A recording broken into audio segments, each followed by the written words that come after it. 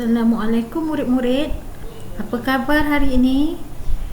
Cikgu harap kamu semua dalam keadaan sihat walafiat. Hari ini kita akan menyambung pembelajaran kita bagi subjek sains tahun 5. Tema sains hayat, standard pembelajaran 2.1 sistem rangka manusia.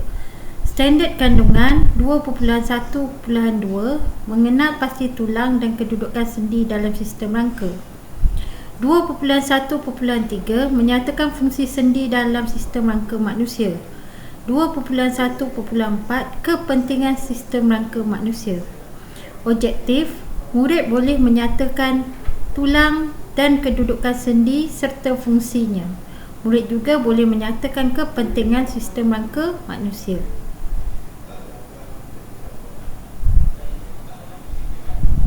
Okey, cuba kita perhatikan aktiviti di bawah.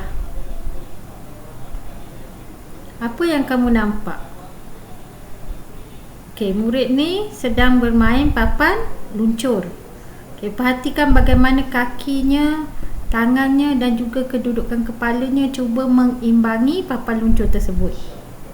Okey, yang kedua, gambar sepasang penari.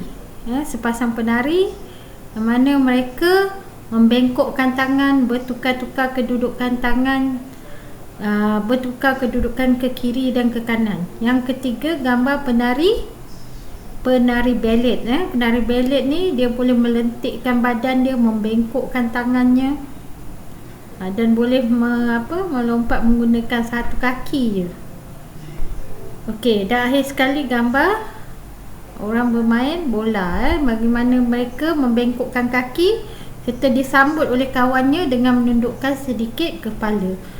Kenapa aktiviti ini boleh dilakukan oleh manusia?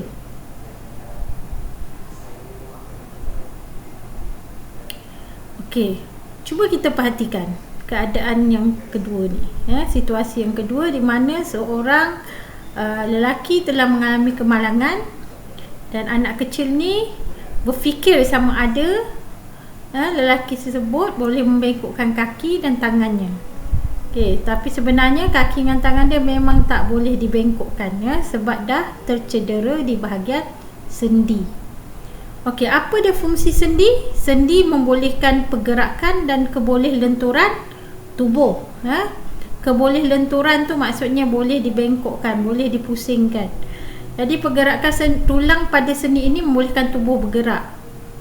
Sendi yang berbeza membantu pergerakan tulang dengan cara yang berbeza. Jadi ada pelbagai sendi pada sistem rangka manusia.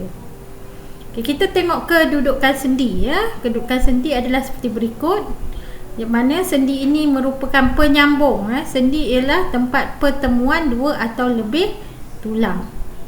Yang pertama, sendi tulang leher menyambungkan antara tengkorak dengan tulang rusuk dan juga tulang belakang. Kemudian kita ada sendi bahu menyambungkan bahagian bahu dengan bahagian tangan. Okey, lepas tu kita ada sendi tulang belakang. Kita juga ada sendi lengan dan juga siku. Kita ada sendi tulang pinggul, kita ada sendi pergelangan tangan di situ. Kita ada sendi lutut dan kita ada sendi pergelangan kaki.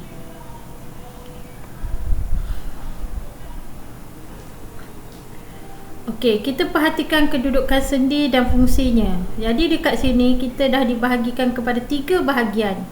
Kedudukan sendi tu adalah digabungkan dan dibahagikan kepada 3 bahagian utama, iaitu di bahagian kepala kita ada sendi pada tulang leher. Fungsinya adalah membolehkan pergerakan kepala secara pusingan ataupun putaran. Okay, tengok grafik.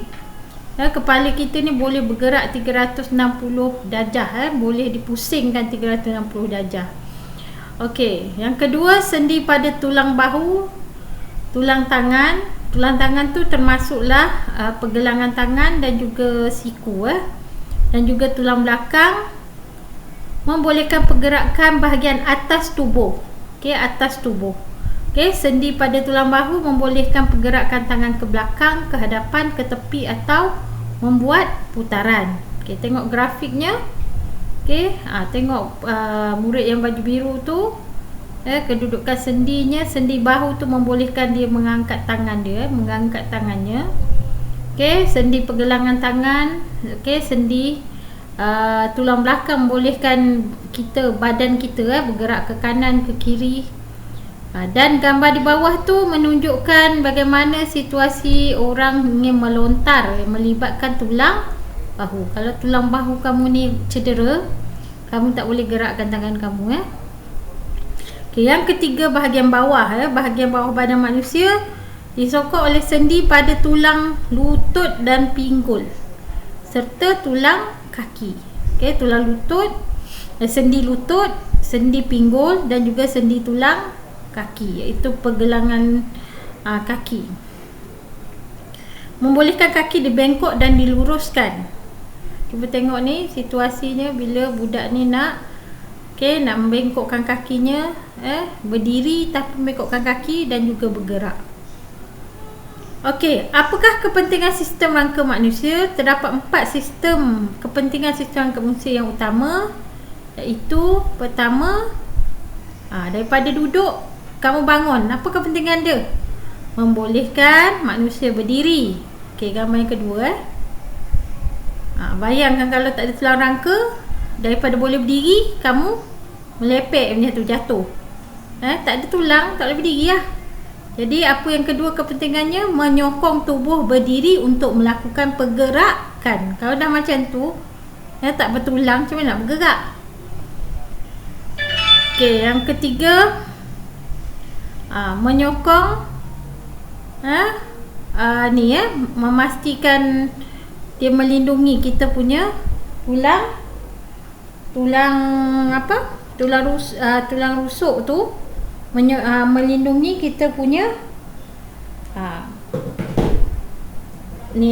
organ dalaman kita, jantung, hati. Jadi kalau kamu terjatuh, tak adalah terus kamu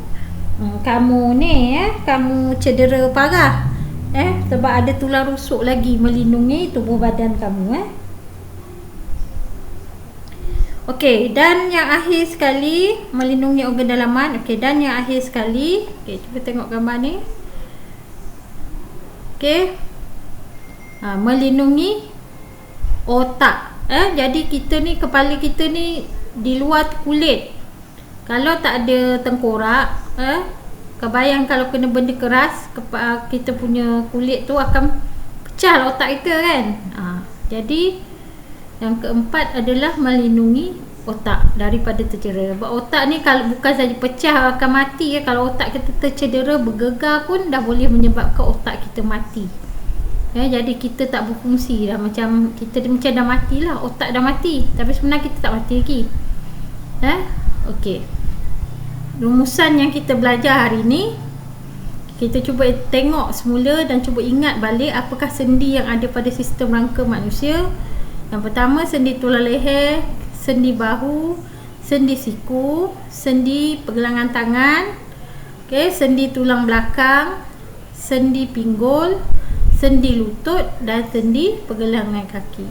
Okey, tulang-tulang dalam rangka manusia bersambung dengan sendi. Kan kita ada 5 tulang rangka: tengkorak, tulang rusuk, tulang belakang, tulang tangan, tulang kaki, dan disambung dengan sendi. Sendi-sendi inilah. Sendi membantu pergerakan dan kebolehlenturan tubuh. Jadi tolong ingat istilah kebolehlenturan tubuh. Kebolehlenturan tu istilah sains, bermaksud badan kita ni boleh digerak, dibengkok, dipusingkan. Okey, sistem rangka manusia penting untuk membolehkan kita berdiri, bergerak, melindungi organ dan otak daripada tercedera. Okey, itu saja saya rasa untuk pembelajaran hari ini. Okey, kamu boleh merujuk kepada buku teks dan sumber-sumber lain yang ada di internet, untuk mengukuhkan lagi kefahaman kamu.